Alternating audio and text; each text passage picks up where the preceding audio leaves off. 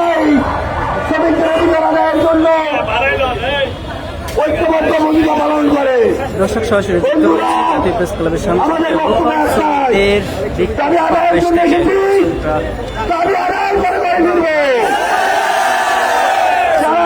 আইন বাস্তবায়ন অন্য অন্য দাবি ঢাকার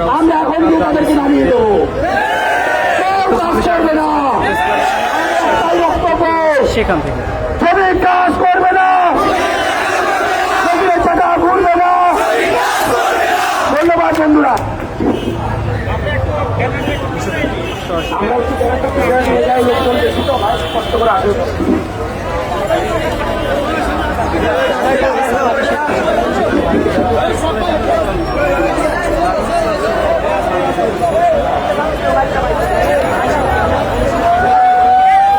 সমাবেশ করছেন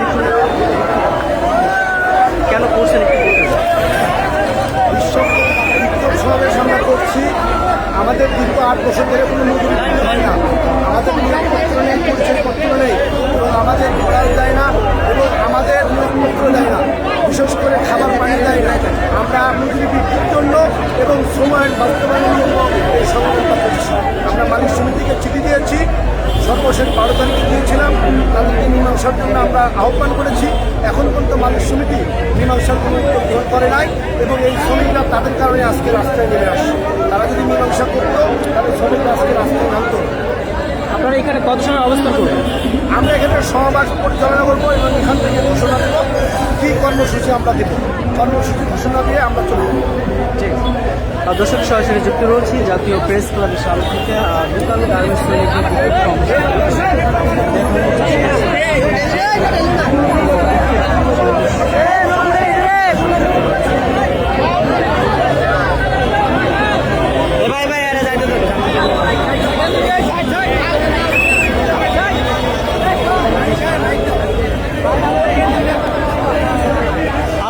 কেন এখানে বিক্ষোভ সমাবেশ করছেন এখানে একটু বলবেন? আপনারা এখানে কেন বিক্ষোভ সমাবেশ করছেন? আমাদের লোকাল গার্মেন্টসের 6 দফা দাবির প্রেক্ষিতে দীর্ঘদিন ধরে তারা আন্দোলন করছে।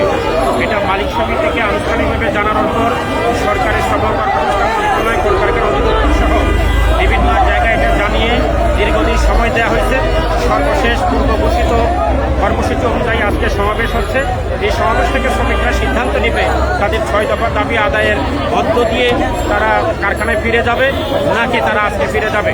এটা নিশ্চয়ই আজকে সমাবেশের মধ্য দিয়ে 6 দফা দাবিটা কি? 6 দফা দাবির মধ্যে অন্যতম হচ্ছে মজুরি বৃদ্ধি। 8 বছর আগে এই সেক্টরের মজুরি বাড়ানো হয়েছিল, নির্ধারণ করা হয়েছিল 8 বছর ধরে শ্রমিকদের মজুরি বাড়ানো হয় নাই। এই বিষয়টি হচ্ছে মূলত দাবি। সরাসরি যুক্ত রয়েছে জাতীয় প্রেস ক্লাবের সামনে থেকে। এখানে ঢাকার লোকাল গার্মেন্টস শ্রমিকরা তারা বিক্ষোভ সমাবেশ করছেন তাদের 6 দফা দাবি আদায়ের জন্য।